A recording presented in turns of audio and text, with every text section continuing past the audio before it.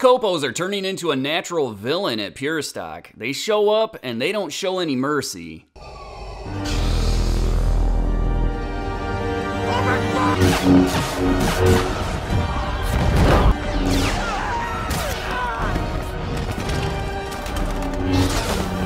1969 Chevrolet COPO Camaro. And for those of you not aware, COPO stood for Central Office Production Order, and it was a system generally used to order fleet vehicles. However, certain crafty dealerships learned they could use that exact same system to order engines and cars that were otherwise unavailable. Perhaps something like, I don't know, a 427 in a Camaro?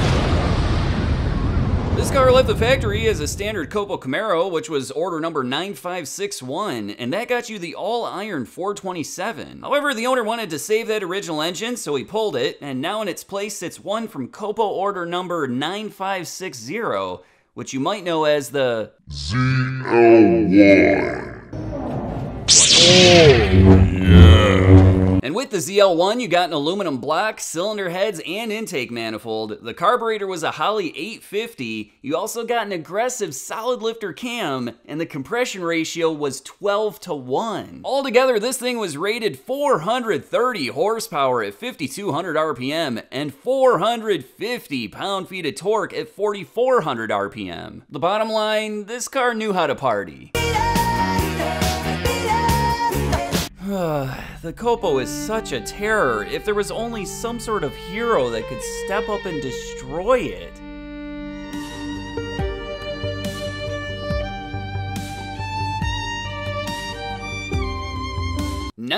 '71 Plymouth Duster 340. And as you may have already guessed, it's only got a little 340 V8 packed in there. Size matters not.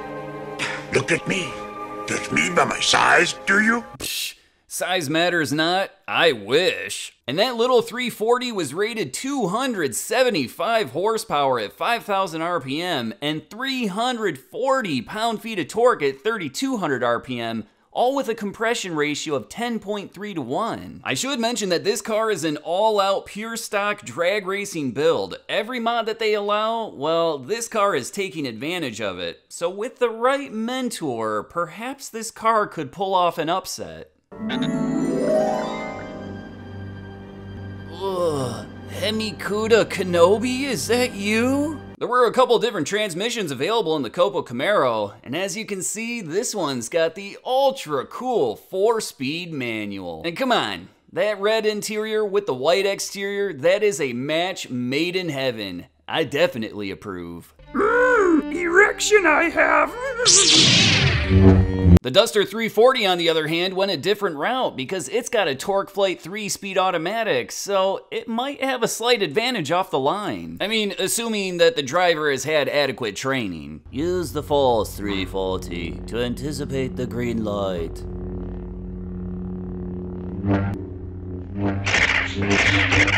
Standard rear gearing in the Duster 340 was a conservative set of 323 gears, but this car has been upgraded to a set of 430 gears. The COPO, on the other hand, still has its factory 410 gears. You might be somewhat impressed with the weight of the Camaro, because it's got that all-aluminum ZL1 engine, which only weighed as much as an iron block 327. This car with driver is coming in at only 3,526 pounds. And that's pretty impressive until you look at the Duster, and that's because this car with driver is weighing in at only 3,280 pounds. So even though the Duster might not have the most powerful engine, it still has some redeeming qualities, unlike certain other muscle cars.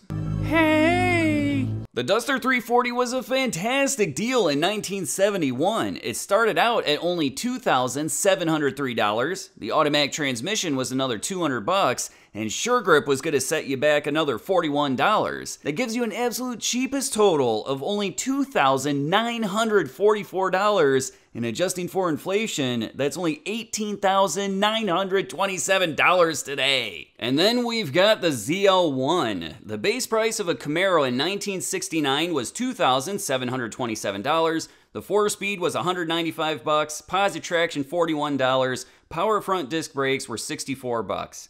The ZL1 package would set you back $4,160, and that gives you an absolute cheapest total for this car of $7,187. And adjusting for inflation, that's $50,992 today. Ugh, and that just flat out stinks.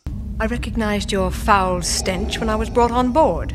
High Performance Cars magazine got their hands on a ZL1 Camaro in 1969, and it ran the quarter mile in only 13.1 seconds at 110 miles per hour. But keep in mind, they had some major traction limitations with that car. Then in 1971, Road Test magazine ran a Demon 340 down the quarter mile in 14.6 seconds at 96 miles per hour. But again, with this car, it's a complete build for pure stock racing, so these two might have more in common than we realize. Duster, I am your manufacturer.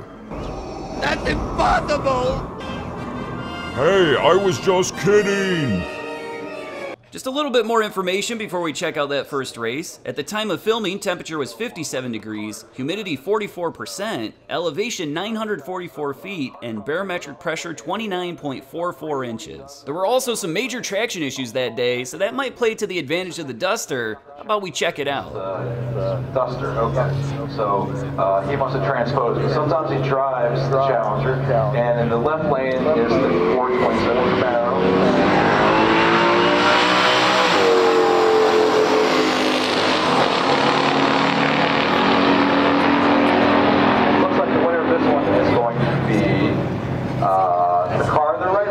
And the Duster takes home the win, running a very impressive 12.35 seconds at 109.14 miles per hour. And the Camaro had some obvious traction issues, but was still able to pull off a 13.11 at 110.18 miles per hour. Let's see what happens in round two. 12:35, 109 miles per hour. Okay, up next we got Paul Petku, veteran of this event. He always has some kind of cool Mopar. This is the one that I call the Halloween car because it's black and the inside and orange and the outside. I'm sorry, black and the outside, orange and the inside. Of course, the reverse may be a Halloween car too. I don't know.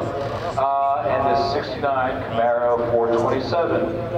Did we find the card for this one so we know whether it's a ZL1 or an LW2? It is it's a ZL1, so that's basically 430 horsepower, very high compression.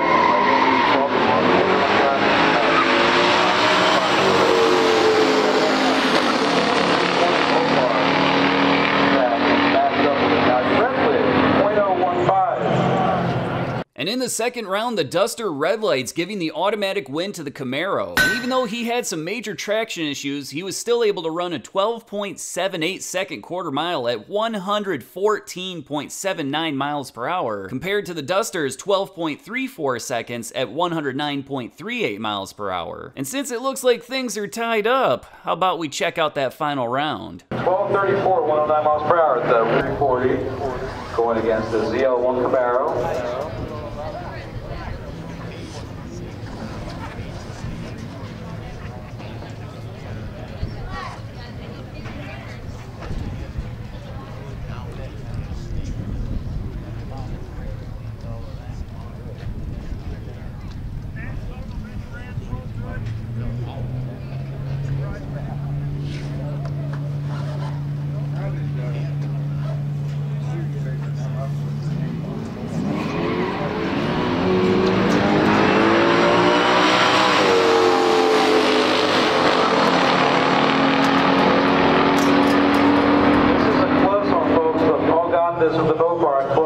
And the Duster takes the third round, running his quickest time yet of 12.26 seconds at 109.67 miles per hour. And unfortunately, again, the Camaro fell victim to traction issues, but still pulled off a very impressive 12.68 seconds at 114.81 miles per hour. But it just wasn't enough, and the Duster takes home the best of three title. Use the Force 340.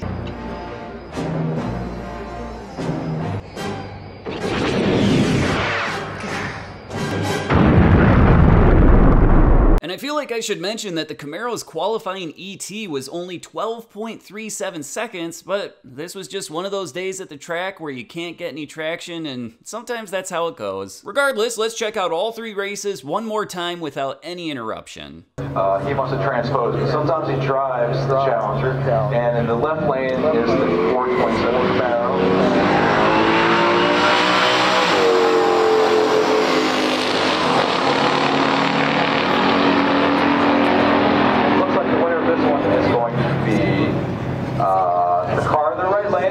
1235. Did we find the cards for this one so we know whether it's a ZL1 or an LW2? It is it's a ZL1, so that's basically 430 horsepower, very high compression.